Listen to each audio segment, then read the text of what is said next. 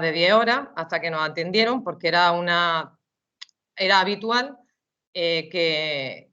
bueno, que dieran largas, que no supieran qué hacer ante un problema de una anorexia tan grave como ella tenía, con una desnutrición muy severa y con una deshidratación pues enorme porque no bebía ni siquiera agua. Ponían como mucho un suero y luego ya no sabían qué hacer con ella. Una de las veces que, como yo siempre digo, hay que estar batallando no solo con la enfermedad, sino contra el propio sistema sanitario que no da respuesta a estos casos tan graves.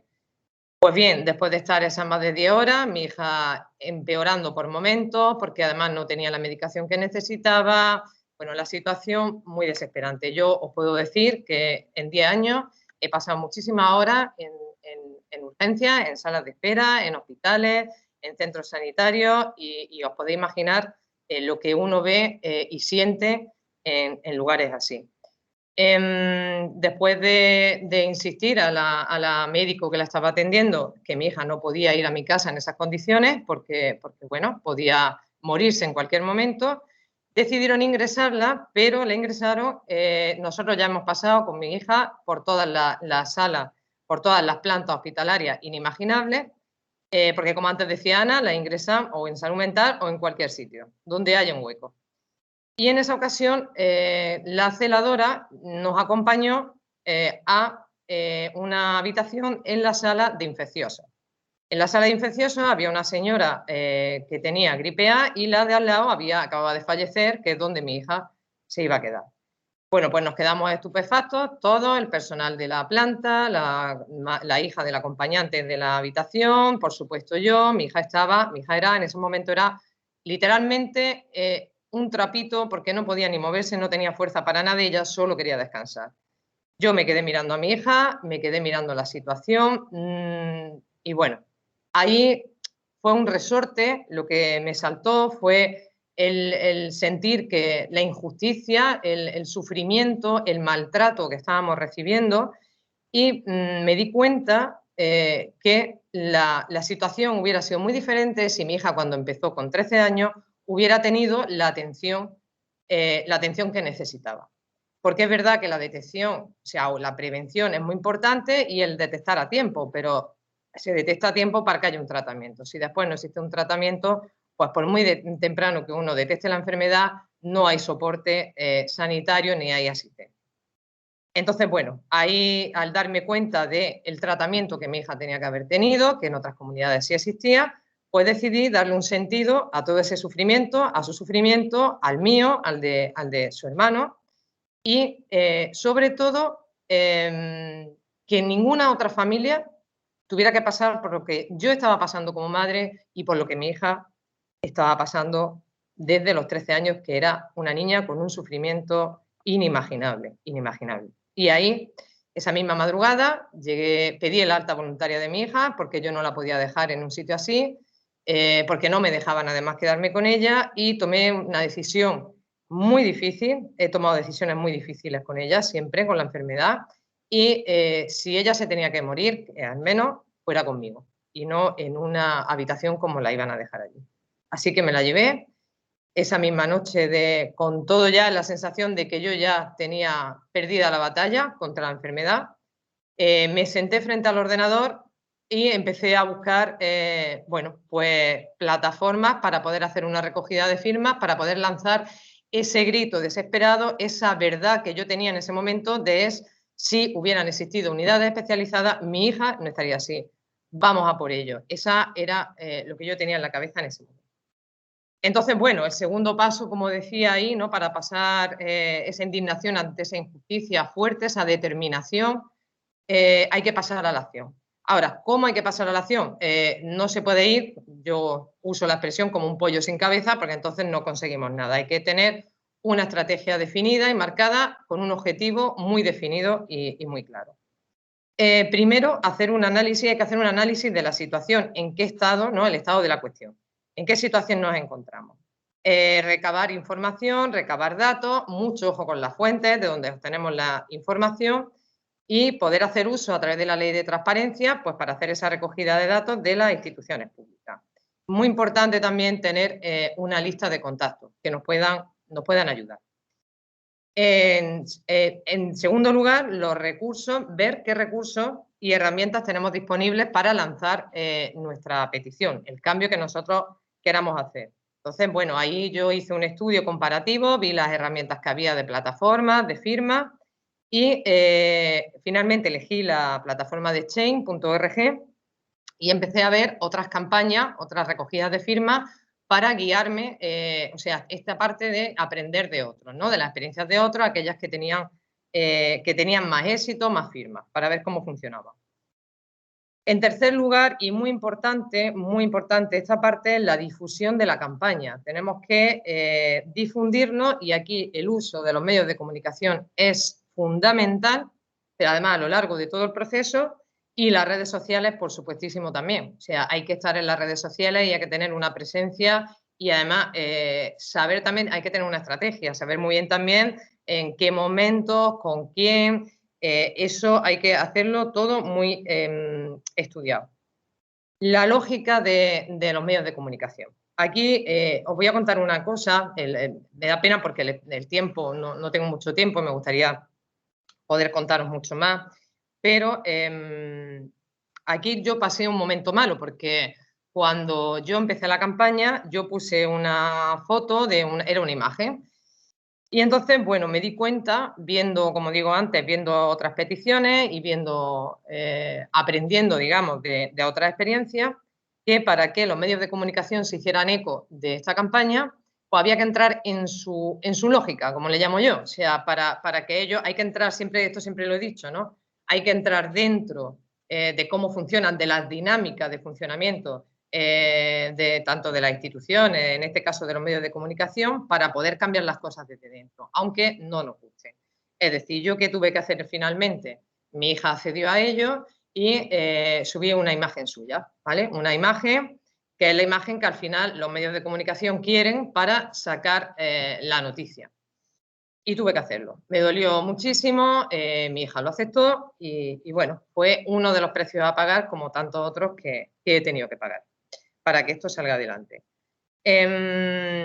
Muy importante con los medios de comunicación hacer una labor pedagógica, educativa, de sensibilización. Yo tenía que, antes de que me realizaran la entrevista, porque bueno, la campaña salió en la radio, en prensa, en radio, en televisión, tanto a nivel local, autonómico como nacional.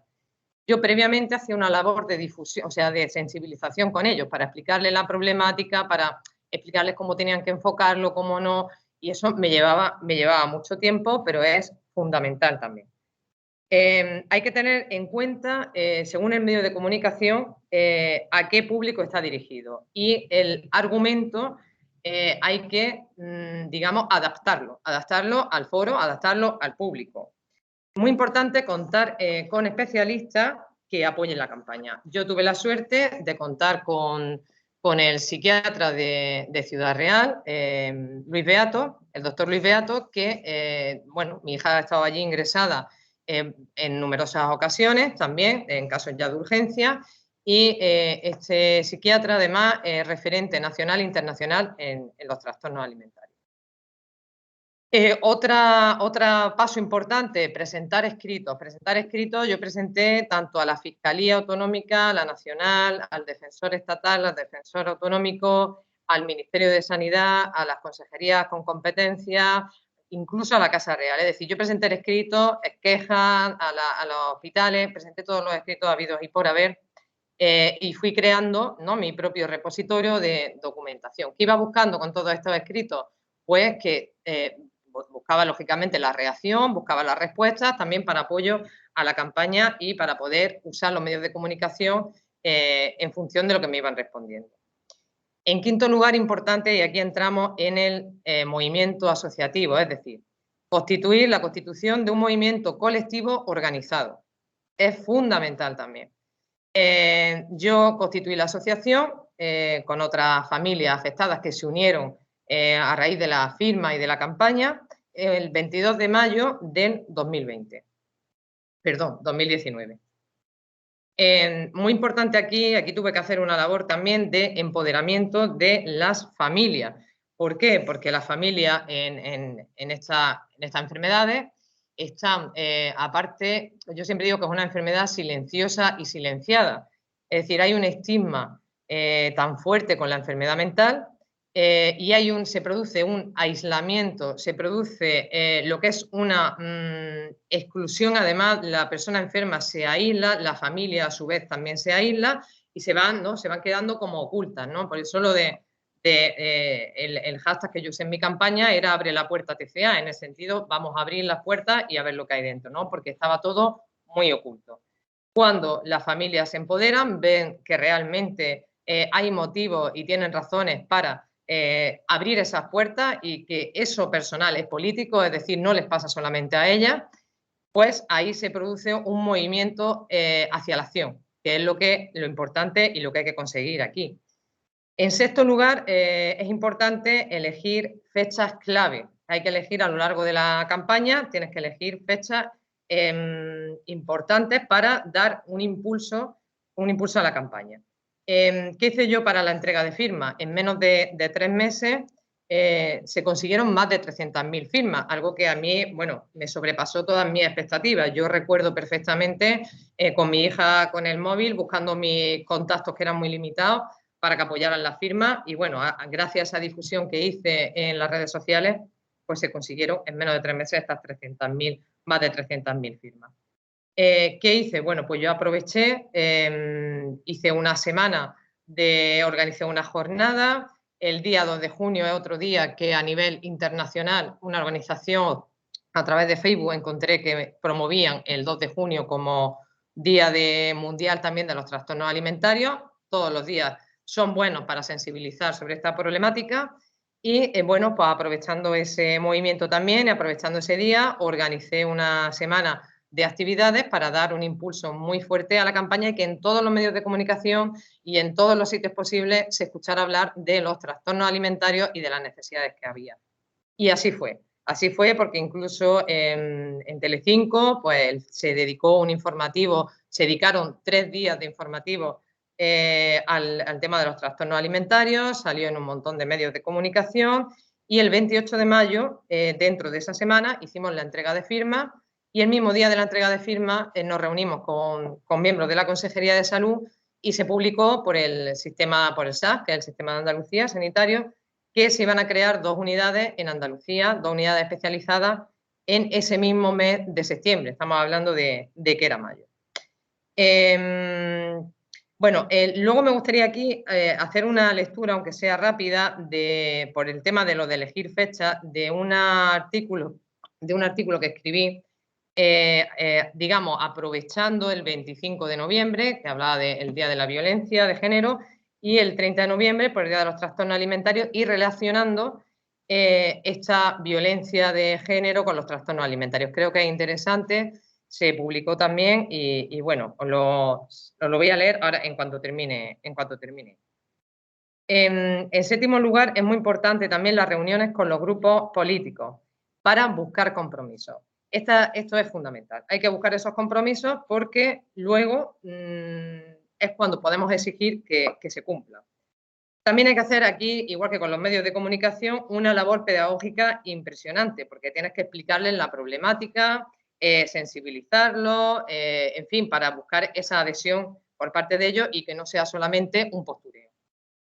En octavo lugar, aquí es importante que sepamos usar las movilizaciones cuando sean necesarias, siempre con cabeza y siempre buscando un objetivo muy concreto. Es decir, si se habían, en mi caso, con la campaña, si la consejería se comprometió en septiembre a crear 2 unidades, pues todo el tiempo era, cuando yo he llamado a que si hubiera una movilización o alguna concentración, era buscando que se cumpliera ese compromiso porque habían sobrepasado ya la fecha. Bueno, voy a ponerlo como noveno lugar, las iniciativas parlamentarias. ¿Por qué? Porque aquí quien tenía competencias para crear estas unidades, de quien dependía, era del gobierno autonómico, del gobierno de Andalucía en este caso. Entonces, bueno, el Parlamento, al final los grupos parlamentarios son los que tienen además una de las funciones es el control de la acción del gobierno, impulsar la acción del gobierno y al final es una presión directa. Y bueno, no podemos olvidar que los grupos parlamentarios pertenecen a grupos políticos y que al final son gobiernos. Son gobiernos a nivel local, a nivel autonómico y son los que pueden implementar medidas de carácter político, tanto de prevención, de sensibilización, de atención sanitaria, etcétera.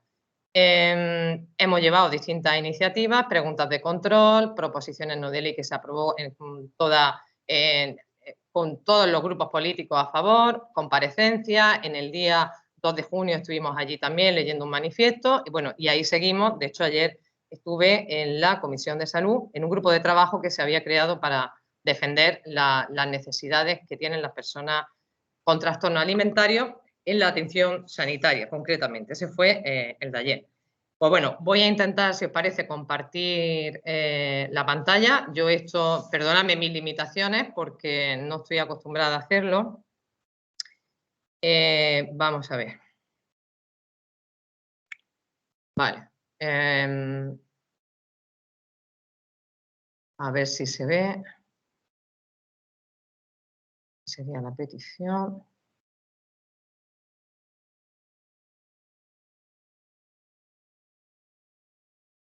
Vale, ahora. Vale, este es el artículo que os comentaba antes, la violencia contra la niña y la mujer y los trastornos alimentarios.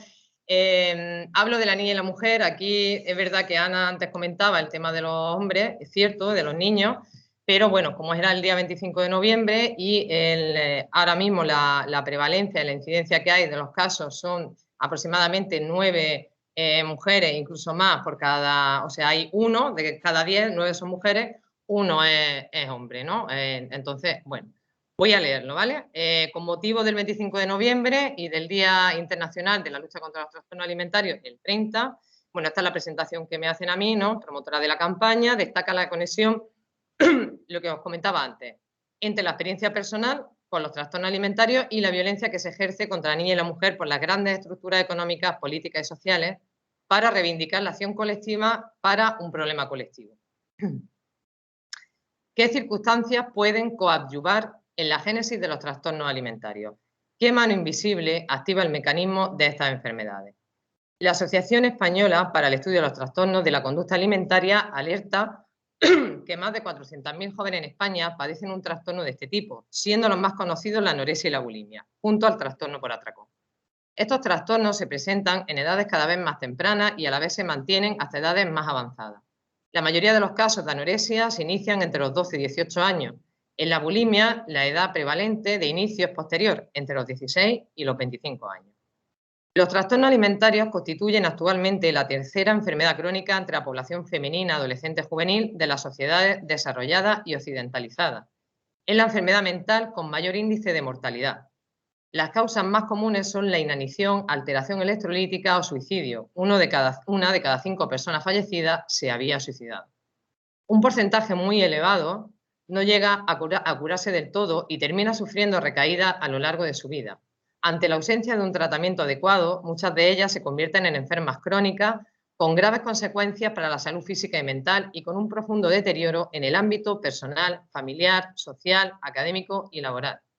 Las causas aún no son lo suficientemente conocidas. Se sabe que tienen un origen multifactorial y se establecen una serie de factores predisponentes, desencadenantes y mantenedores de la enfermedad.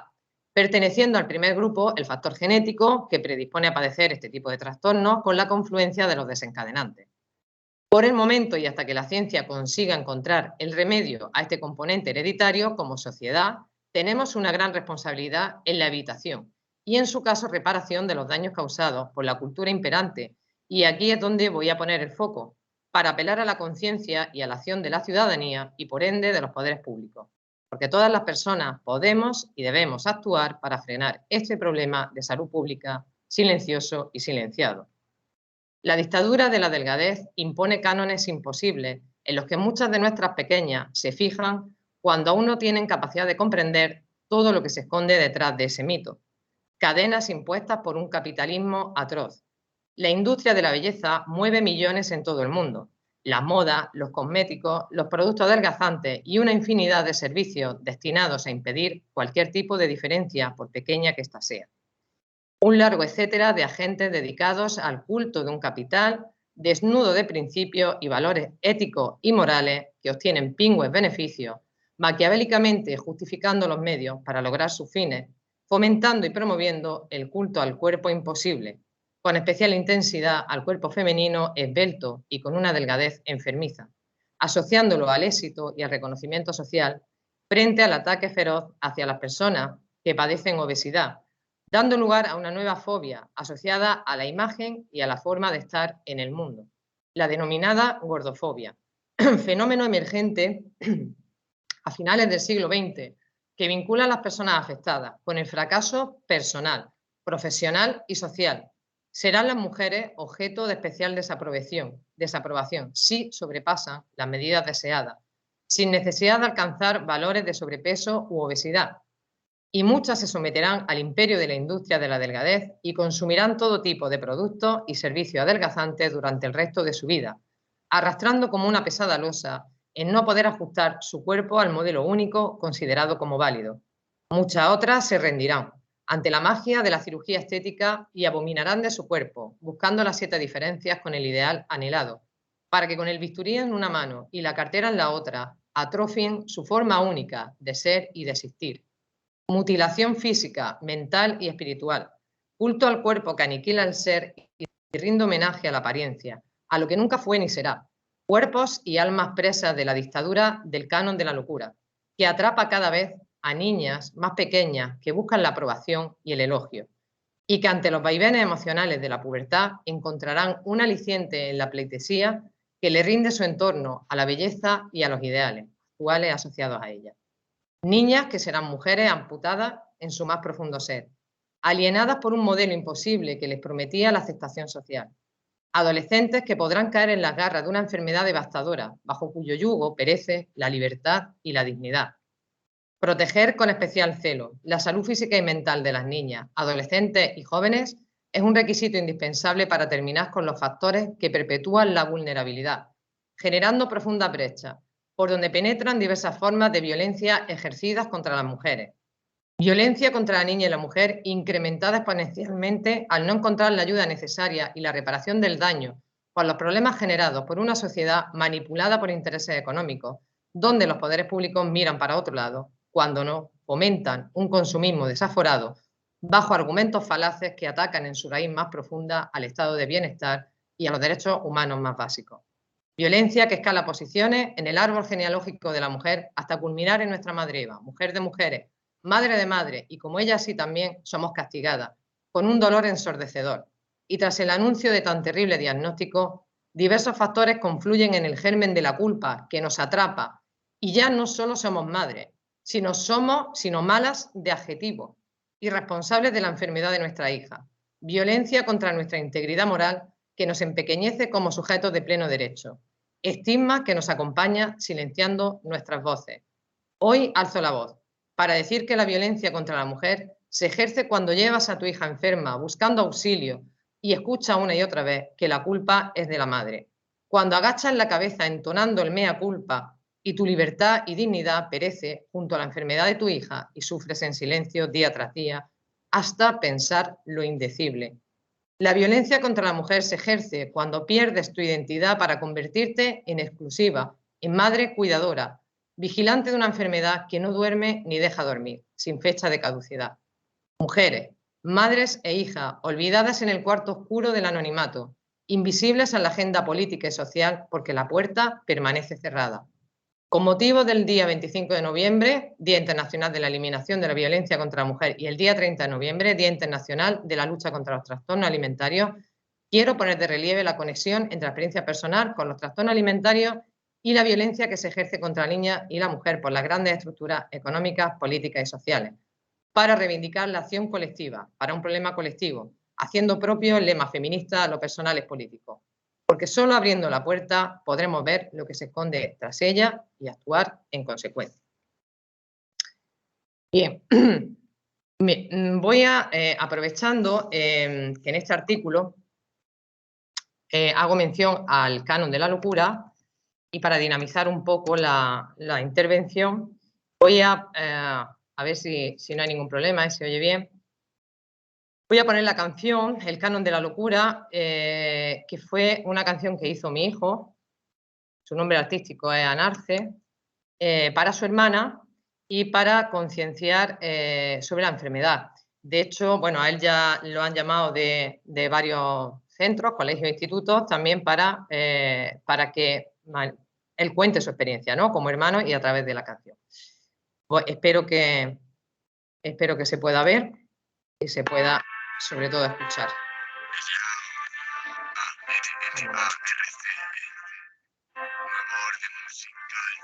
Voy a intentar a ver si puedo ponerlo en grande. A ver, un segundito, porque es que...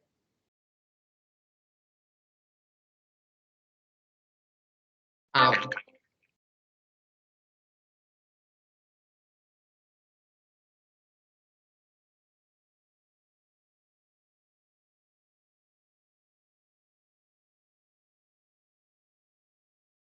¿No se oye? ¿No? Vamos. Bueno, voy a intentar a ver si puedo...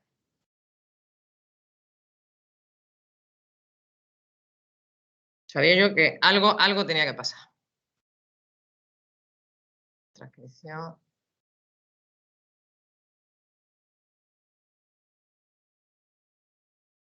Vale, voy a dejar de compartir un momento, voy a intentarlo otra vez, a ver si me sale la opción de...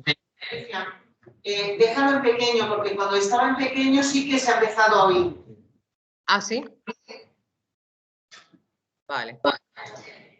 Probemos. Venga, voy a intentarlo.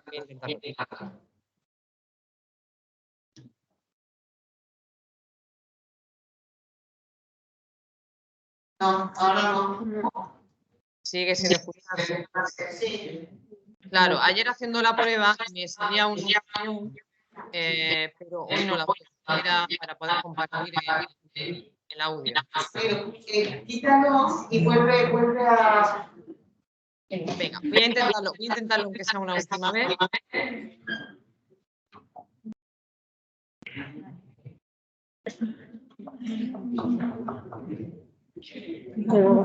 Sale ahí, búscalo otra vez. Vaya, pues prueba a ponerlo si quieres en el PC. ¿Sí? Sube y hazlo.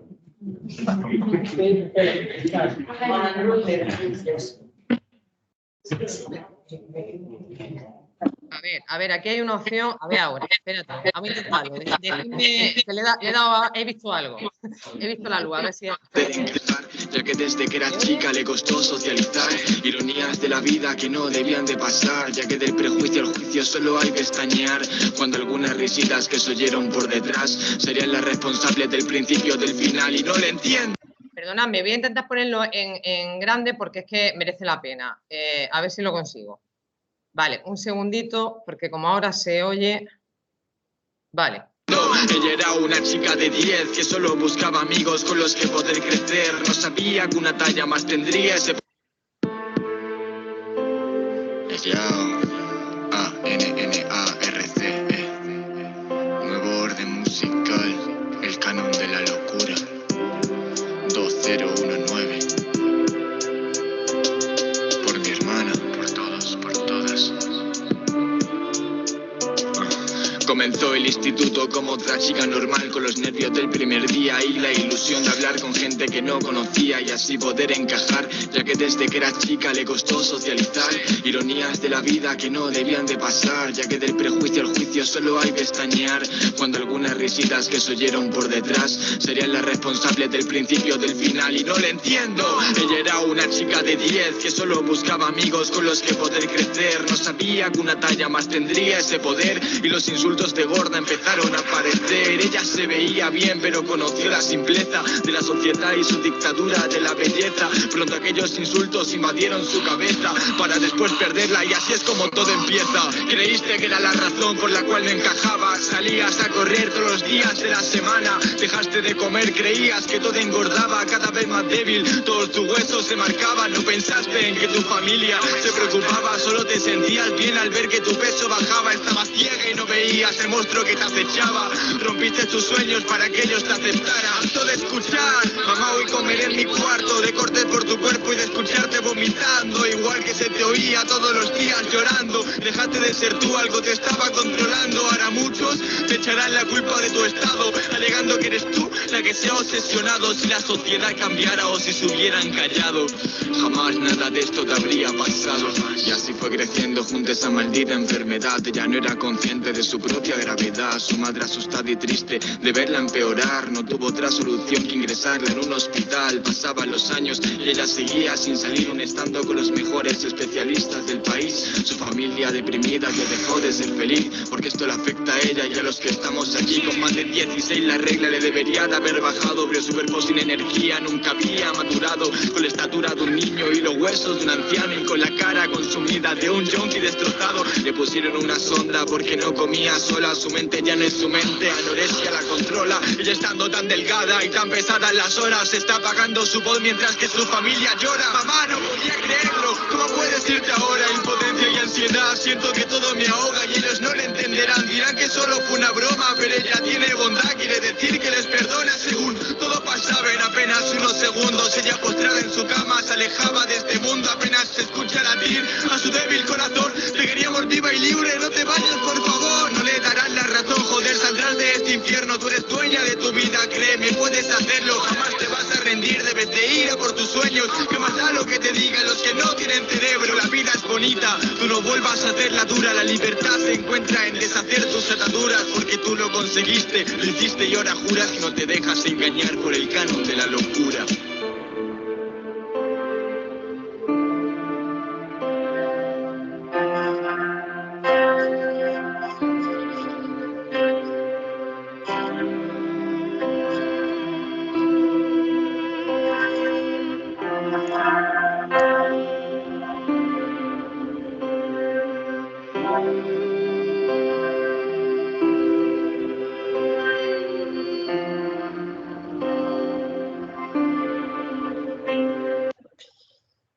Bueno, como os podéis imaginar, a mí escuchar esta canción pues me emociona muchísimo siempre, ¿no? La tengo muy presente, de hecho, bueno, mi hijo es el que canta y el que compuso la letra también, ¿no? de ella. Bueno, pues para terminar os voy a enseñar en la plataforma Chain un poco lo que antes os he ido señalando de los pasos, ¿no? A seguir en la campaña, un poco por encima. Esta sería, bueno, ya como veis aquí está la victoria ya confirmada porque, bueno, se ha conseguido que una unidad esté completa. Estamos pendientes todavía de que se complete la segunda. Se cerró con 382.000 firmas. Esta era la petición principal. Y luego en la parte de aquí abajo, más actualizaciones, ¿vale? Es donde he ido subiendo pues todo a modo de repositorio. Voy a abrir otra pestaña para empezar desde abajo. Aquí pone hace 3 años, pero fue un 2 de marzo del 2019. De hecho, las primeras publicaciones, si os fijáis aquí en la fecha, salieron enseguida. El 19 de marzo ya fue la primera publicación en un periódico de allí, en el Ideal, en prensa, y bueno, en distintos sitios de lo que es las redes sociales. Entonces, bueno, pues los medios de comunicación fueron los primeros, después ya seguimos con los medios de comunicación. Aquí el 26 de marzo, si os dais cuenta, todo fue muy rápido. En Telecinco ya empezaron a emitirse en los informativos, en la 1, en fin. No voy a abrir cada actualización porque es que me lleva al inicio y luego hay que estar buscando y no nos daría tiempo. Como he dicho antes, empecé a presentar escritos, entonces luego, bueno, pues las respuestas que iban llegando, pues yo las iba moviendo también a través de las redes, a través de esta plataforma y en los medios, con los medios de comunicación. Seguíamos en prensa, o sea, radio también. Bueno, pues íbamos haciendo la divulgación en los medios de comunicación, la canción que hizo mi hijo, que coincidió en ese momento, vídeos que ya, bueno, este es de Europa Press, un vídeo que además tuvo muchísima difusión. Y ya, bueno, aquí voy avisando de que voy a entregar las firmas para pedir, ¿no?, que se sigan compartiendo. Esta foto ya es de cuando estuve haciendo la entrega de firmas en Sevilla, en San Telmo. Y bueno, aquí vídeos que se iban haciendo también, porque con esa cuenta atrás, una vez que ya se habían comprometido, ¿no?, a crear las unidades, un poco lo que decía antes, ¿no?, una vez que ya se tiene el compromiso, hay que seguir dando pasos para exigir que se cumpla ese compromiso. Aquí fue una de las veces que ya en el Parlamento nos dijeron que la primera unidad se iba a abrir. También hay que dar noticias buenas, no puede ser todo negativo. Realmente ha habido noticias buenas en el proceso, no hay nada que no sea verdad. Vídeos para pedir, ¿ves? Cumpla, señor consejero, cumpla como dice en este vídeo, se pide que se difunda el vídeo. Concentraciones, como he dicho antes, ¿no?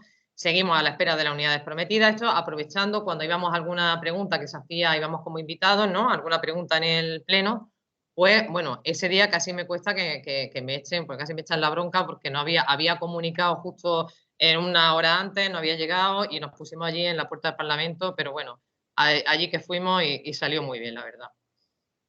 Aquí ya la primera unidad, que fue en diciembre del 2019, ¿vale? Os recuerdo que empecé en marzo, el diciembre de 2019 se abre la primera unidad en Málaga, pero está pendiente todavía, esta está pendiente de la zona de hospitalización.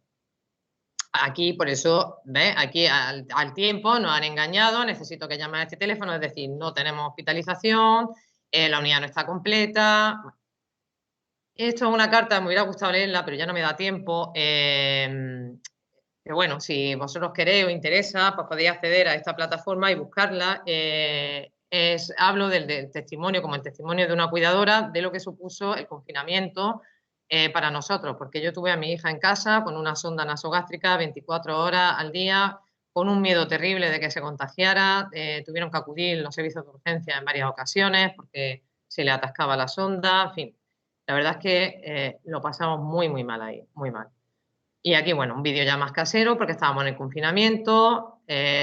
Otra buena noticia, se van intercalando. Estos son programas, porque han hecho varios programas de reportaje. Estos fueron un programa que hicieron, que lo llamaron Quijotes del siglo XXI, donde yo era ahí, digamos, la historia era la protagonista, mi familia, mi hijo, ¿no? Contando en toda esta batalla, así que os estoy resumiendo muy brevemente. Aquí, por ejemplo, pues pedí que la gente hiciera algo más tradicional, más original, que era una carta de toda la vida, un buzón de toda la vida, que fuera dirigida a la Consejería de Salud, ¿no? Pidiendo que se cumpliera ese compromiso. Bueno, el vídeo del programa, que lo puse aquí, y este vídeo sí me gustaría, no sé si nos da tiempo, como vamos de tiempo, y si no, bueno, si no me voy a poner el último y ya está. Si queréis ver alguno para que os dé tiempo a preguntar algo. El defensor del pueblo volvía a pedir que se reabriera la queja, pues yo ya había presentado una, la gente escribió también pidiendo que se reabriera y así fue. Nos llamaron, estuvimos en Sevilla también hablando con el defensor y actuó. Una de las comparecencias que tenía en el Consejo, en la Comisión de Salud. Y bueno, este hospital de día, esta foto que aparece aquí, este ya es el de Granada, la segunda unidad de Granada. Ya gracias pues, a toda esta presión conseguimos que, porque cuando llegó el confinamiento se rompió todo. O sea, nos dejaron, todo esto se quedó al margen, esto ya no era importante y todo se centró, pues bueno, lo entendemos, ¿no? Pero aprovecharon, digamos, también para romper, ¿no? las reuniones que teníamos y ya las conseguimos recuperar. La campaña que hicimos en el 2 de junio fue una campaña muy potente. También estuvimos, como he dicho antes, en el Parlamento ese día, o sea que aprovechamos ese día para hacer un movimiento a nivel de redes sociales y de partidos políticos y de medios de comunicación. Y si os voy a poner el último vídeo, con esto ya termino para que vosotros podáis hacer las intervenciones que queráis, que es con el que cerramos la campaña. A ver si lo puedo poner desde aquí. Lo voy a poner en grande. Porque ahí no sale, ahí sale pequeño. Vamos a ver si puedo.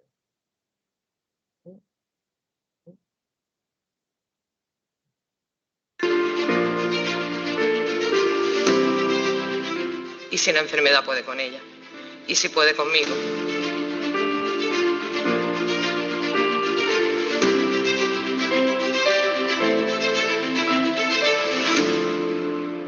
Y empecé a escribir la petición en Change, que no conocía nada ni cómo funcionaba. Menos de 3 meses conseguimos más de 300.000 firmas. Una madre de Granada está desesperada porque quiere salvar a su hija de la anorexia. Sí, un calvario por el que llevan pasando prácticamente 8 años.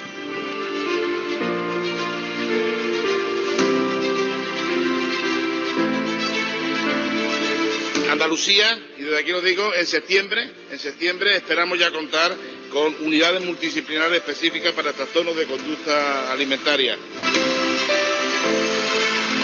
Sé que mi lucha le va a ayudar a muchas personas. Voy a seguir, por supuesto, por todas estas personas, no tengo duda alguna. Por mi hija, pero por todas estas personas también.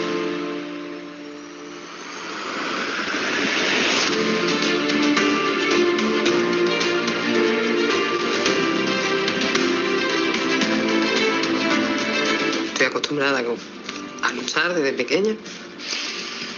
Cuando me he propuesto cosas, las he conseguido. Patricia recogió más de 300.000 firmas para exigir esas unidades especializadas en su comunidad y al final lo ha conseguido.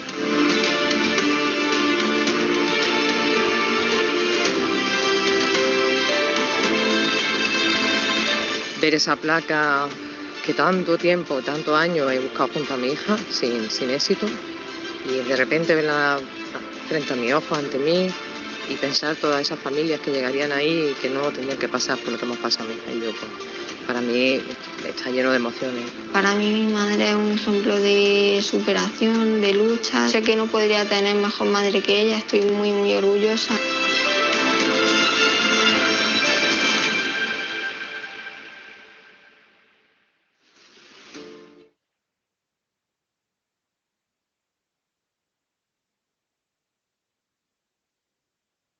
A ver, ¿por qué no podemos quitar esto?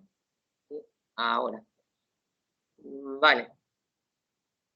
Pues ya con esto termino, ¿vale? A ver si consigo dejar de compartir. Aquí. Vale, y ya, bueno, pues os doy la palabra a vosotros si queréis hacer alguna pregunta. Muchas gracias por vuestra atención.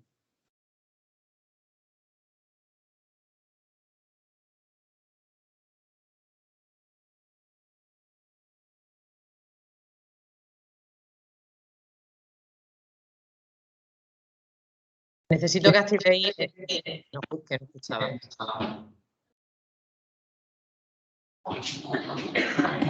Sí, pues gracias Patricia, gracias Ana en la intervención. Pues ahora se abre el turno de preguntas y comentarios de lo que queráis. Si levantáis la mano, yo paso el micro.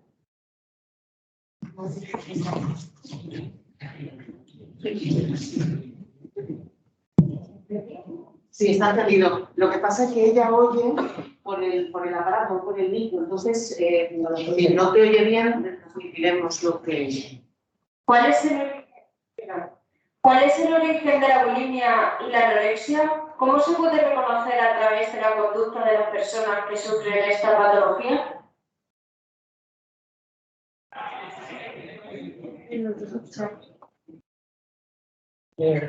No nos has oído, ¿verdad, Patricia?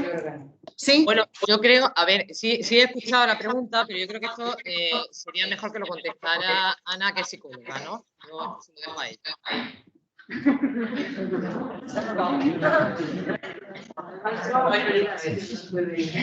Sí. Bueno, preguntar el origen, ¿no? Y cómo podemos detectarlo, ¿no? Bueno, esto nos daría para otras cosas enteras, ¿no? Pero bueno, como ha mencionado Patricia, la conducta alimentaria se inician tiene un origen multifactorial, no hay una sola causa que sea la que determina que una persona tenga una conducta alimentaria. Tienen que darse varias a la vez. Los estudios indican que hay un factor genético importante, como ha dicho Patricia, pero hay otros factores más. Entonces, yo hago así un resumen rápido de lo que más vemos, ¿no? Y lo que más vemos es que las personas que padecen estos trastornos son muchas personas que tienen una baja autoestima, que les cuesta a veces relacionarse con los demás, o se han tenido dificultad para controlar sus emociones. Eso con factores predisponentes. A nivel individual, hay otros factores predisponentes que tienen que ver también pues, con la familia, ¿no? Aunque para nada no tenemos que entrar a cultivar a la familia, sino pues, como otro factor más que puede ayudar pues, a que la persona tenga mejor autoestima, menos autoestima, mejor salud de la alimentación. o peores. Y hay también otros factores socioculturales, como ha dicho Patricia, que son muy potentes, ¿no? Y que tienen que ver con todo esto que ha comentado, ¿no? En el artículo muy bien explicado, que tiene que ver con cómo la sociedad, ¿no?, nos empuja a creer que la delgadez nos va a llevar al éxito, a la aceptación social, ¿no?, como la industria publicitaria nos hace creer todo esto y de alguna forma nos genera insatisfacción y malestar con nuestro cuerpo, ¿no? Entonces, todos esos factores predisponentes a nivel sociocultural, a nivel familiar, a nivel individual, genético, tienen que estar presentes unos u otros para que se desarrolle una zona alimentaria, pero tiene que haber algún detonante. Y como detonantes, pues, más habituales, suelen ser, pues, por ejemplo, que la persona haya sufrido acoso escolar, bullying, críticas hacia el cuerpo. Esto vemos en terapia, en la asociación, que el 90-95% de las personas que desarrollan trastorno de la conducta alimentaria lo han sufrido en algún momento de su vida. Y esto es algo que también transmitimos mucho en los institutos, ¿no? Si fuéramos capaces de erradicar el bullying y el acoso, pues seguramente evitaríamos muchísimos casos y tendríamos que invertir muchísimo menos en recursos para trabajar con para tratar los trastornos de la conducta alimentaria. Pero bueno, esto es una tarea difícil. Y otro factor desencadenante habitualmente es el inicio de una dieta, ¿no? Si no hay dieta, no hay trastorno de la conducta alimentaria. No todo el mundo que inicia un trastorno de la conducta alimentaria, o sea, no todo el mundo que inicia una dieta, perdón, termina con un trastorno de la conducta alimentaria, pero sí todo trastorno de la conducta alimentaria se inicia con una dieta. Y aquí pues tiene mucho que ver lo sociocultural también, porque está muy normalizado el hecho de hacer dietas, de comentarlo, ay, pues he empezado dieta, o ahora viene Navidad, ¿no? Vamos a ya cuidarnos porque luego ya que viene Navidad nos vamos a pasar. O sea, todo este tema, ¿no?, que está como muy normalizado, pues para algunas personas iniciar una dieta es un factor desencadenante. Y también puede ser pues, otros factores estresantes, ¿no?, pues como pues, un cambio de trabajo, la pérdida de una persona importante, fallecimiento familiar, o sea, algo que ponga a la persona en una situación delicada, aunque sea un estresor importante. Pero tiene que haber, junto a ese factor desencadenante, antes otros factores predisponentes, ¿vale? Como, pues, por ejemplo, lo que os he dicho, baja autoestima. Tengo otra pregunta. Gracias por tu respuesta y por tu atención. ¿Qué intervención como futuros educadores sociales se debería hacer para aminorar los casos y para acompañar a las familias? ¿Para mí o para Silvia? Para las dos, según cada punto de vista, me gustaría. Pues yo creo... No, digo, eso casi que lo tenías que explicar. Sí. No, pero bueno. Bueno, también, ¿no?, que vosotros que sabéis, ¿no?, las cosas de evitar y y tal, después de lo que hemos comentado, que reflexionéis un poco sobre eso, ¿no? ¿En qué podríais vosotros participar, ¿no? Que es también una cuestión que María José y yo hemos comentado, ¿no?, de cara a que se puedan hacer prácticas en la asociación, ¿no?, que puede aportar el educador social a una asociación de trastornos de la conducta alimentaria. Yo creo que podría, ¿no?, ser importante, sobre todo en el tema de la prevención, ¿no? Creo que ahí es una labor importante y bueno, pues a ver qué decís vosotros, ¿qué creéis? ¿Qué se os ocurre? Yo quería hacer una reflexión que igual puede ir por ahí. Yo quería hacer una reflexión que igual puede ir al hilo de qué podríamos hacer como futuras educadoras sociales. Lo primero es felicitarte, Patricia, porque creo que lo que has hecho, bueno, es algo muy potente, muy potente, y es digno de cualquier actuación que podríamos haber hecho cualquiera de nosotras una vez que tenemos dentro de unos meses nuestra carrera. Porque en realidad lo que has hecho y lo que nos has contado no es ni más ni menos que las competencias que un educador social o una educadora social tiene que tener una vez que salga por esa puerta, allá atrás, y nos enfrentemos a la realidad. Primero analizar la realidad, que es lo que tú vas a contar, que hiciste. Cuando te encuentras ante una situación que te desborda, que no controlas, que esto es lo que nos pasa a nosotros cuando dentro de unos meses salgamos ahí al mundo real y que nos enfrentemos y nos demos de bruces con la realidad y con los problemas reales de la gente real que pisa la tierra. Y yo creo que tú lo que hiciste fue hacer un análisis de la realidad, enfrentarte a ella con los medios que tenías y con los conocimientos que tenías, generar conciencia crítica en la gente de tu alrededor, posicionar a la gente, concienciar, sensibilizar, saber que realmente hay un problema que hoy te había tocado a ti, Patricia, pero que mañana nos toca a cualquiera de nosotras. A cualquiera de nosotras como madre o a cualquiera de nosotras. Simplemente, no hace falta que seamos madres de, sino podemos ser víctimas de. Con lo cual yo creo que lo que has hecho es de libre. Has asumido las competencias de una educadora social, luchando sin parar y sin hundirte. Y para mí, vamos, mi reconocimiento total. No sé si tienes formación en lo social. Desde luego nos has dado aquí un repaso serio de qué es lo que tenemos que hacer cuando salgamos por esa puerta. Así que yo creo que Isabel es lo que tiene que hacer un educador social. Ni más ni menos que mostrar una realidad, quitarnos la venda de los ojos. Me ha parecido brutal la canción de Tu Crío, el tratar de locura, porque es verdad, pero no la locura de un enfermo mental, sino la locura del capitalismo. Estoy absolutamente de acuerdo contigo. Somos esclavos de la publicidad, somos esclavos de los cánones de belleza horribles, somos esclavos y víctimas de la gordofobia y nos has dado de verdad una lección de vida. Gracias. Muchísimas gracias por tu reflexión. ¿Cuál es tu nombre, perdona? Nieves, se llama Nieves. Nieves, pues muchísimas gracias por esta reflexión que has compartido. Efectivamente, a ver, yo estudié Ciencias del Trabajo, estoy estudiando Derecho, pero me gusta mucho lo social, siempre me ha gustado. De hecho, bueno, yo trabajo en la Facultad de Política y Sociología de Granada. Pues, dentro de esos pasos, ¿no?, que os comentaba de la campaña, pues yo también me preocupé por saber la labor que tenéis que ejercer, ¿no?, los que os graduáis en educación social, y efectivamente darle también ese digamos, engloba tanto la campaña, que si os dais cuenta, la labor vuestra como educadores sociales es muy importante a la hora de sensibilizar, educar a la sociedad, educar a los medios de comunicación, de educar a los políticos, en definitiva, de educar a la sociedad. Entonces, es esa parte, esa reflexión, ¿no?, crítica que ha hecho, me parece te la agradezco profundamente, porque bueno, era mi intención, ¿no?, mostrarlo de esa manera. Te doy las gracias. Sí. Bueno, mi pregunta era, aprovechando que está aquí Patricia y que lo ve de primera mano, ¿cómo se ve modificada la dinámica familiar a raíz de esta problemática?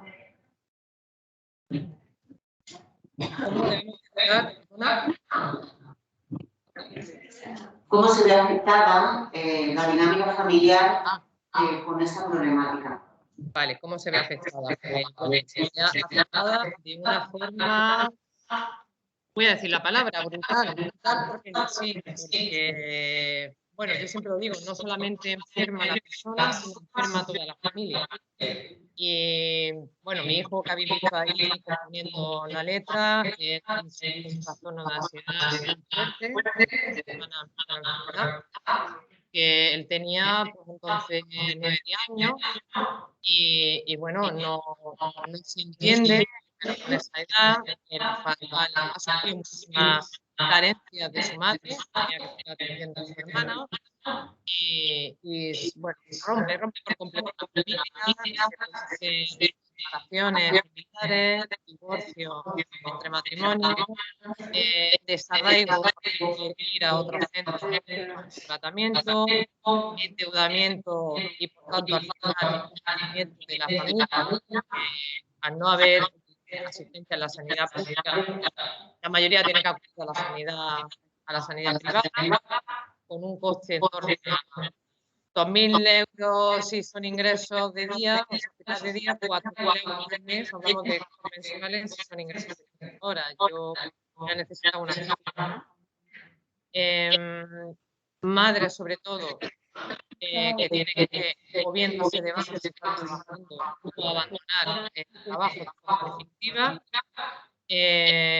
Bueno, son situaciones, como he comentado antes, de exclusión marginal, bueno, pues se van quedando limitadas, hay mucha incomprensión por parte incluso de la propia familia muy cercana y en muchos casos incluso incomprensión dentro del núcleo principal.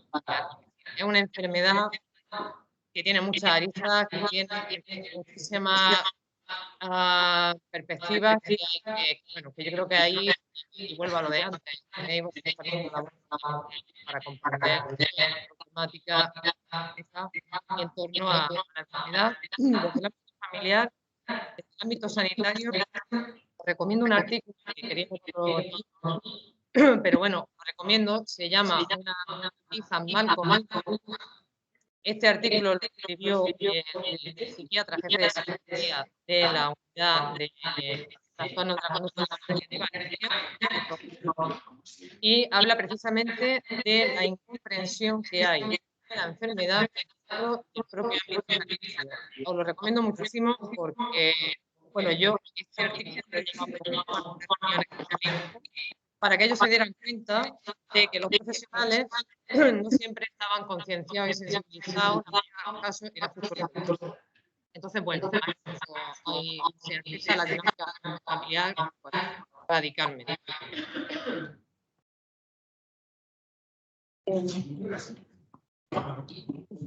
Sí, más.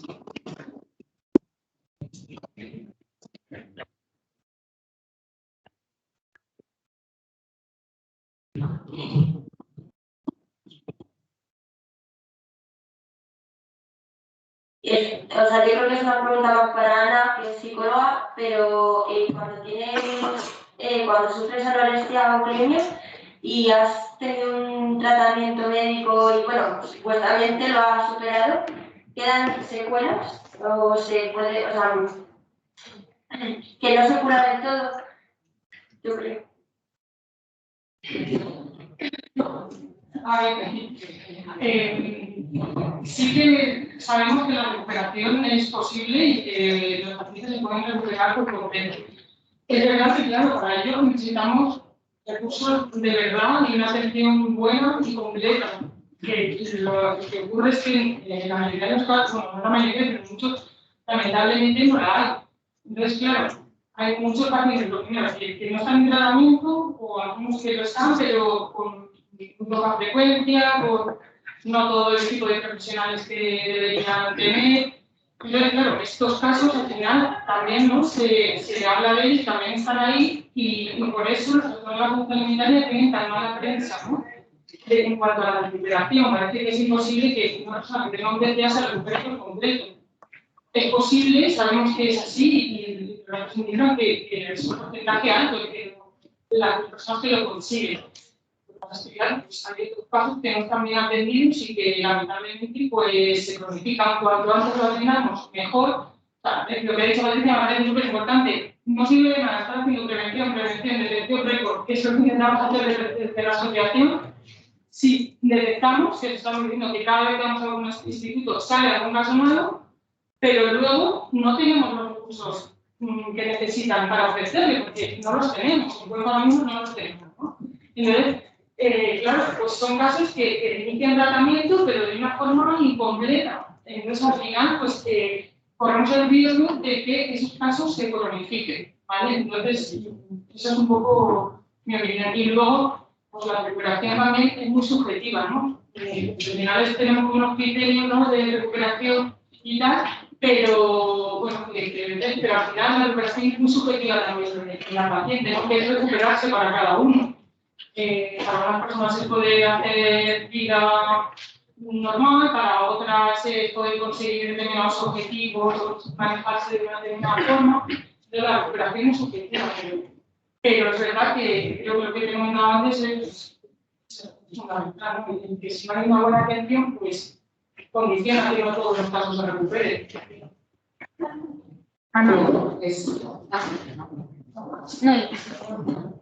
Para completar la aportación de Ana, como ejemplo, En Instagram está Miriam Sánchez CCACO, que estuvo 20 años con anorexia y consiguió salir por completo, está completamente recuperada. Y también los que padecemos un TCA, está lo que llamamos cuasi recuperación, que es estar casi recuperado. O sea, tú crees que estás recuperado, pero en realidad no lo estás porque tienes como limitaciones que no te das cuenta que las haces.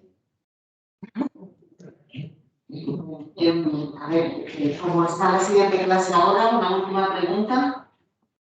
¿Hay una última pregunta? Sí. Hola Patricia, esta pregunta es para ti. Me gustaría saber si en el centro escolar donde estudia tu hija existe la figura de educación social y si dentro del propio centro tuviste apoyo o la dirección se hizo desde ahí o familiarmente. Bueno, en el instituto donde ella estaba, sufrió, como ha mostrado su hermano, ella lo que tuvo fue un caso de acoso escolar.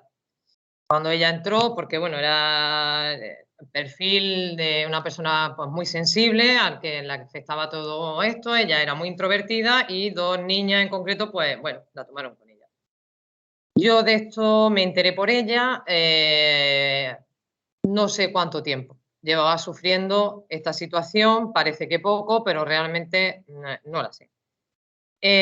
Yo llamé a una ONG que se dedicaba a proteger a la infancia, a la adolescencia. Ellos fue los que me asesoraron, me dieron los pasos, me dijeron los pasos a seguir. Y cuando lo puse en conocimiento de la dirección del instituto, pues lo que hicieron fue expulsar a estas dos chicas, ¿no?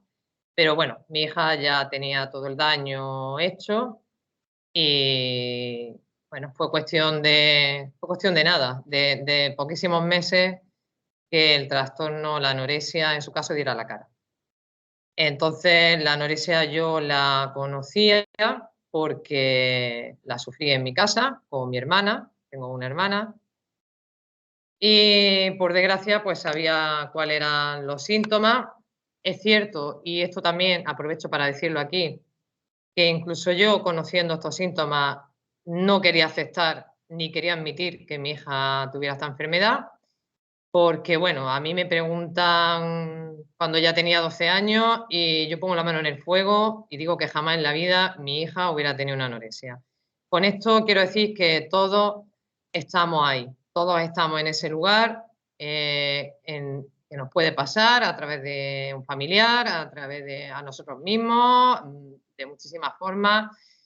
Y tenemos que eso, importante insistir en esta, yo ya, bueno, abrí los ojos cuando mi hija empezó a esconder comida, yo ya me di cuenta que ahí no podía yo estar mirando para otro lado, que era lo que era, que se llamaba anorexia, que tenía un nombre. Y sí tengo que decir que bueno, que yo esperaba que después de tantos años, después de la enfermedad de mi hermana, cuando fuera al sistema sanitario, encontraría un tratamiento. Y bueno, mi decepción pues fue enorme. Y volviendo a lo de, permitirme un segundo, a lo de antes de si hay cura o no hay cura, sí que la hay, pero ¿qué ocurre? Cuando no hay tratamiento que necesitan, pues se van cronificando una enfermedad muy cruel. Mi hija tiene reconocida una discapacidad este año del 70% a consecuencia de la anorexia con 23 años. Y decir que no hay personas, como se oye por ahí, incluso dentro de los propios profesionales, no hay personas resistentes al tratamiento, lo que no hay son tratamientos adecuados para estas personas, que es distinto. Muchas gracias por la pregunta.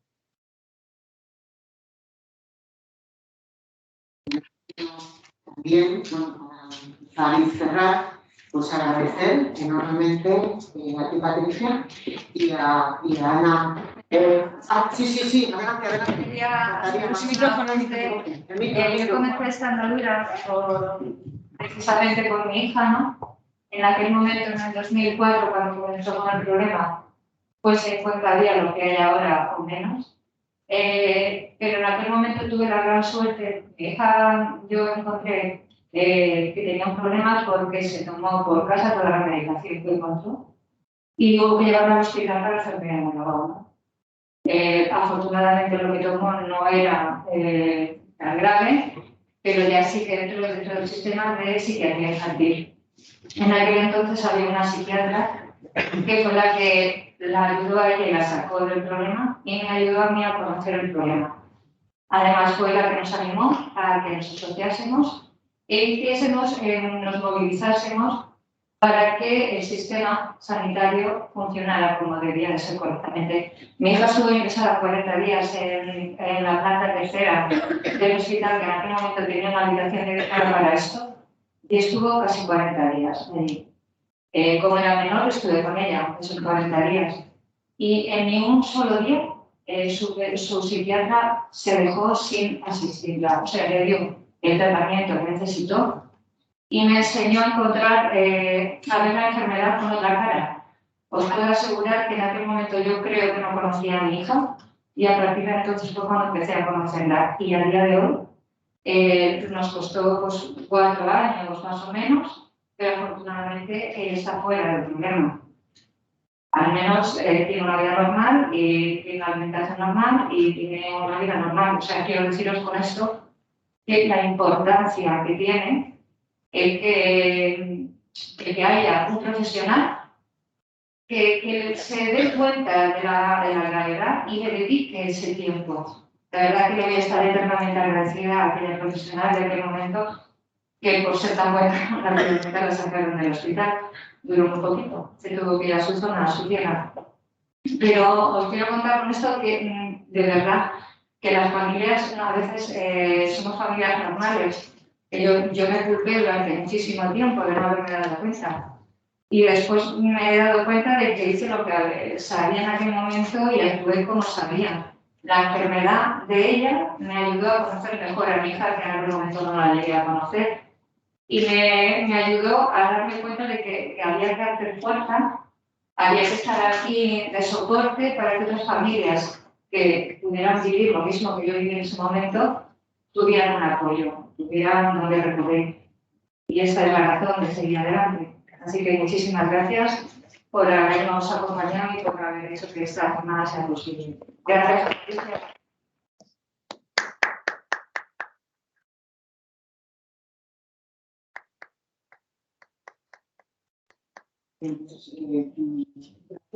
Gracias a las dos madres y a la Diana como profesional.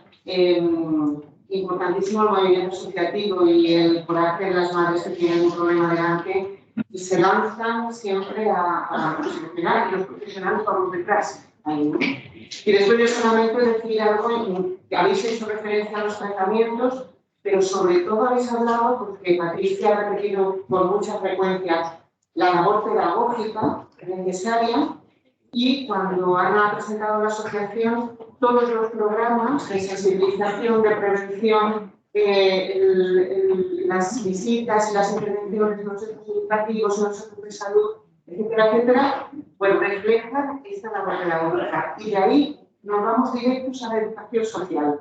Es decir, ¿qué es lo que hacemos? ¿Qué es lo que hacen los profesionales de la educación social? Pues echar una mano en todos los programas, esos programas que habéis descrito, de acudir, de hacer visible la enfermedad, de hacer visible la problemática que acompaña a todo esto, lo que explicaba la semana de cómo afecta a las familias, cómo afecta a la relación, cómo afecta a los hermanos y a todo el entorno.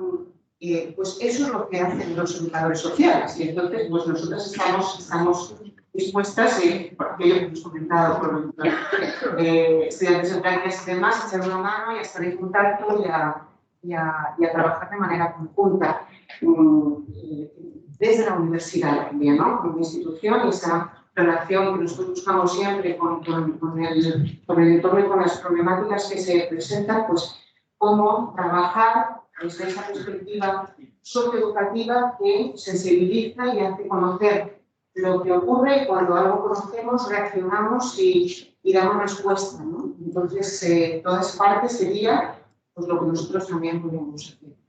Muchísimas gracias y que adelante, estamos en contacto y nos volvemos a ver seguro.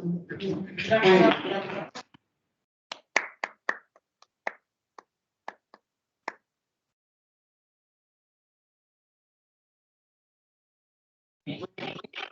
Lo que no quiero No, permiso, pero yo me he dado, hemos grabado la intervención. Ya sé,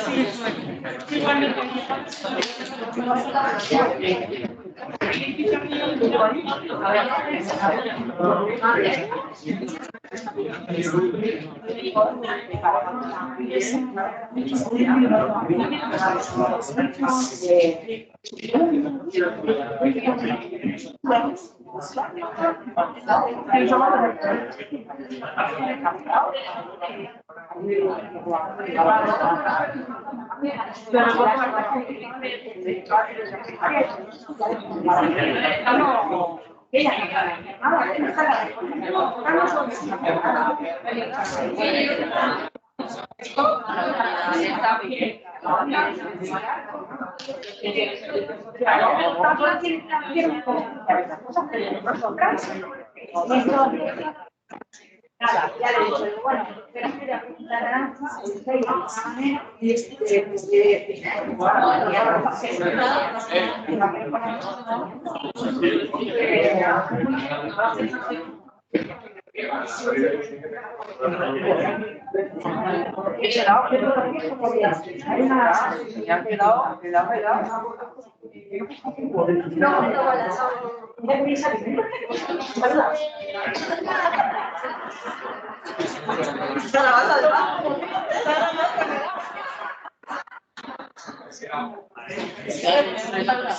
Voy a preguntar que haga una lista con los que nos podamos tomar.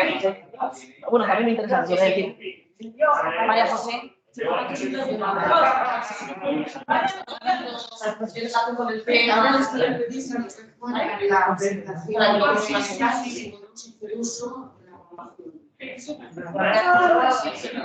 Solo eso, gracias.